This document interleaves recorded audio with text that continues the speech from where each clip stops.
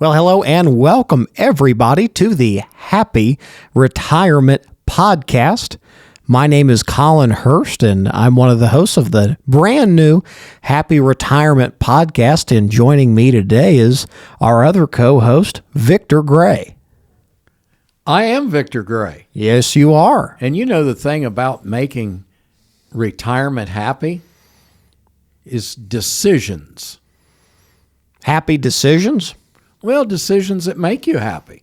Because so many people make decisions that they don't like the outcome of the decision, whether it's in retirement or pre-retirement, and they're not happy. And Victor, you've helped people retire for how many years now? Oh, my goodness. Well, let's say working truly on retirement accounts, more than 30. Okay. And you've been in the financial business for over 40, is that right? That's correct.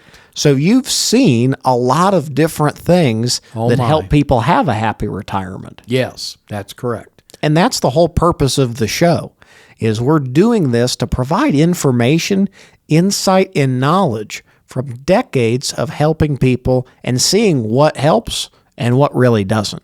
And makes people happy. Happy, yes. Because I think happy is really what it's about. I mean, we've had people come into our office, and they come in and, speaking of their retirement or whatever it is we're talking about, and they're stressed or, have, a serious life situation, and there's nothing we can do about many of those, but they're not happy. Right. They're stuck a lot of times.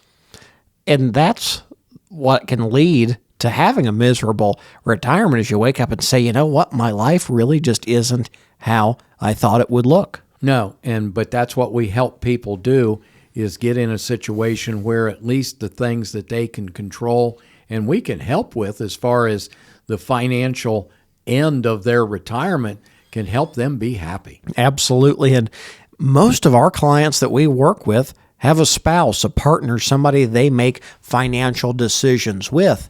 And in our first episode of the show, we wanted to start, Victor, by talking about important money questions to have as a couple, because when you're a team, when you have a partnership making these decisions together, you really have to be on the same page.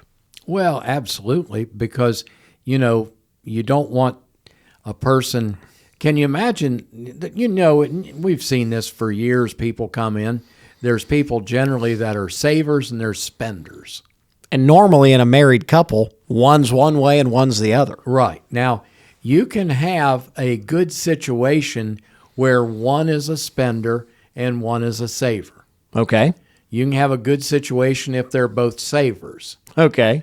But I've never seen a good situation when they're both spenders. Because then they're arguing about what to spend the money on that they don't have. You hit the nail on the head there, because if you don't have it, you can't spend it. And generally there's stress, and that creates problems in the marriage when they're having financial problems. Now, Victor, talking about these spender and saver battles that can have even when people have been together for a long time, right? These money issues can still cause some tension. So what are some things that couples might want to be thinking about in these conversations of spending versus saving? Well, I think it gets back to similar to like what we're asking people about their tax return. Now, we're at the beginning of 2025, and we ask people kind of a baited question, are you working on your taxes right now? And everybody says yes. Yeah, and then I ask, for what year? 2024. Oh my, it's too late. You're working on your tax return. It's too late to work on your taxes. You need to be working on your taxes for 2025 because you can still do something about it. You still have opportunity in the year that we're in to have impact. Now, same way with people as far as their saving is concerned, they need to have a plan. What are they going to spend money on? What's it worth to them? Are they going to, take trips, do vacations, give money to the kids, take the kids on trips, cars, whatever it is. And of course, there's the one, I guess you'd say, secret expense that many people have. And I know what that is. Go ahead. Which it's your pets. Oh my gosh. Isn't it incredible what you can spend on pets? And it's amazing because it's always seems like no matter how much money a person has, the pet bills are just ridiculous. I was in a family's home. They always, they don't come to the office, and I'm going to tell you why here in a second. And they said, well, we're a little low on our savings account right now. We maybe need to take a withdrawal out of our investment account. And I said, well, if you take money out of there, which is good, do whatever you want to do, but it's going to be taxable. So just don't pull it out and leave it in an account and look at it. Go somewhere and, do something with it. Have fun. And the lady replied, we don't have fun. We have 2 dogs and 4 cats, and we don't have fun. They had just got back from the veterinarian that day. It was a large dog. Okay. A nice dog. I mean, when I say large, it was, like this tall. Its head was above my waist. Okay. But it was a nice dog. Never come over. Never, licked me, bit me, slobbered on me. Didn't do anything. And it just walked around, and they said, yeah, we had to take it for its annual, I think, heartworm shots, whatever. $900. $900? $900. Yep. Wow. Yeah. That's incredible. Yeah. So, that's enough that's one of those things husbands and wives should discuss. Should we go on vacation? Where should we go? How much should we spend? Do you think we should have a pet? And a lot of couples, especially boomers and Gen Xers, are in a situation where they maybe have aging parents they have to care for on one side. Sure. And maybe adult children that need or want support. Yeah. And then they have their own retirements to worry about. Sure. So how can couples balance some of those expenses and the pets? Well, I think they need to know what's available to them that they can do. And where people get in trouble is when they try to do things that's actually financially impossible for them to do and still have a successful retirement. And then you can't do those things. So you have to first, it's almost like when you're flying in an airplane. They tell you to put your mask on first before helping other people. Right. And it doesn't mean that you don't help somebody, but you can't do what it is that is ultimately destructive to you. We have people come in, they take advantage of a complimentary consultation to our office, and, they're nice people, great people, and they, we examine everything. We do what we call deep dive, look at what they're doing. Let's say they're 70 years old. So they're 70, and I think, my goodness, you've got a great program. It's working fine. You just need to be dead by 80 because it's not going to work long term. They're spending too much money. There's no plan there. They're just maybe a lot of times really frivolously spending or giving money away or doing things for people they can't afford. They're doing it, spending it. Right. That's it. They're spending it like they've got it to spend when really they need it for their own retirement if they're going to have any longevity. And then they get in a situation where when people run out of money, they generally aren't happy. That's not a happy retirement. No, especially because if people have plenty of money in their 60s or 70s, that's kind of their go-go time. They're doing more trips, more travel, more recreation. Right. And if you need to work, you'd rather work in your 60s than your 80s. Yeah. So it can be a situation where if you have enough money and you're not careful, that enough can become not enough.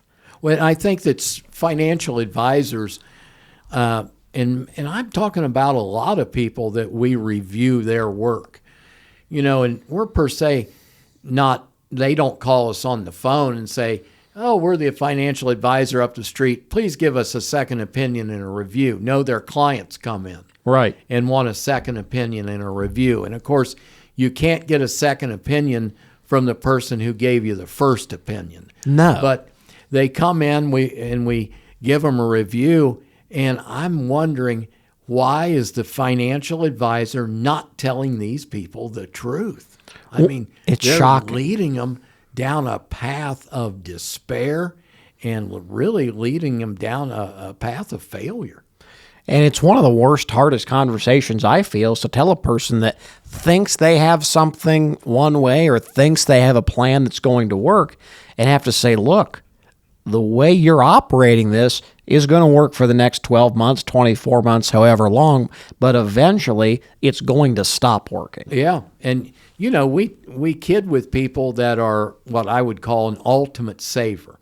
Now, generally, ultimate savers don't spend. Yeah, at all. So, and as a joke, we tell people that, we have a spenders class. And what night's that on? Well, it's on Tuesdays every other week. Who teaches it?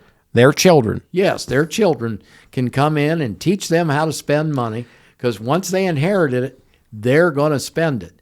And I think there's a happy medium to this happy retirement, is that you're not overspending, but yet do the things that you want to do and maybe need to do or should be doing or like to be doing if it is affordable and it's something you want to do. Exactly. Be smart, be careful, and make good decisions. Yeah, and don't do without. Now, a lot of couples, when they get into retirement, think it's maybe time to review and revisit their estate planning, but talking about wills and trusts and things like that, Right. I mean, that can be uncomfortable to talk about. So how can couples maybe start that conversation? Well, we have a few attorney groups that we refer people to. Mm-hmm. And it's surprising to me the amount of people that we do refer that need legal help because they haven't done anything. At all. Yes. And, you know, it's a travesty if they need that paperwork to have been done and it's not done. Mm-hmm. But the way to start that conversation is, have you prepared these certain documents? And if they haven't, I don't ask why they haven't, and I don't want them to feel bad that they haven't, and I don't want them to be in a situation where, I pry to find out, if you think you do a will, do you think it'll make you die? And I think there are people that feel that way. Mm-hmm. But, I make it easy for them to do it. Would you, we've got somebody, and depending on the type work they need, the size of their estate is which attorney group we would, offer to give them the information on. But I just think it's important that people get things done. And it's so important to us in providing a great financial plan for somebody that they have the documents put together that if something were to happen to one of them, whether it be illness or death or whatever the case is, that their assets are protected. Absolutely. Be smart, be protected. Victor, we've only got a couple minutes left. This is our first episode of the Happy Retirement Show. Oh, and I'm happy. Would you mind sharing just with folks a few just moments of what people can expect as a regular listener? Well, as a regular listener, they can, let me tell them what they can't expect. Okay, what not to expect? Commercials. Okay. All right. I just want to get on here and meet people, and people know us, and talk about real life issues, not about what mutual fund you should be in or what this or that. The market's the market. People need to know the amount of risk they need to be at, and they need to determine whether or not they're at the correct amount of risk for them. So that's something we're going to talk about. And we're going to talk about taxes. And, I think everybody's in agreement that paying less tax is better than paying more tax, but also living the way you want to live and doing the things you want to do, whether it's pre-retirement or in retirement, that's happy. That's fun. That's a happy retirement. I get up in the morning, I get dressed, I come in here, I meet with people because I want them to have a happy retirement. That's why I show up. And you want to help make life better. Well, yeah. I mean, we're not in the filling out paper business. We're not in the, you need this investment business. We're in the business really to make people's lives better from the time they walk in until, they quit on this earth. Yeah, exactly. Well, we appreciate you joining us. If you'd like to get some more information about our firm or the Happy Retirement Show, you can check the link in the description on YouTube or go to the web browser of your choice and go to ghwealthadvisors.com to get to know more about us. And we're going to be doing this on a regular basis. So comment, like, subscribe, and we will see you on the next episode of the Happy Retirement Show. Bye-bye. Bye.